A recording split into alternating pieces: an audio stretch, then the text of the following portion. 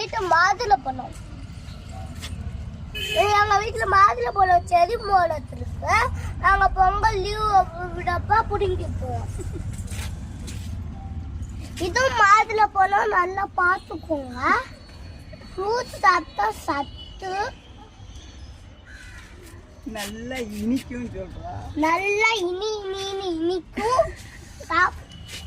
வீட்டுக்கு வந்து சாப்பிடுங்க, நல்லா இருக்கும், எம்மியா இருக்கும்.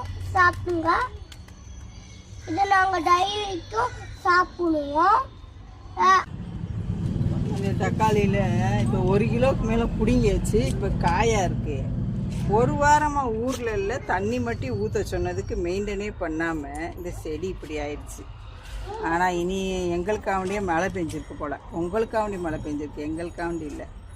இனிமேல் நல்லா தளர்த்துருங்க, சரியா?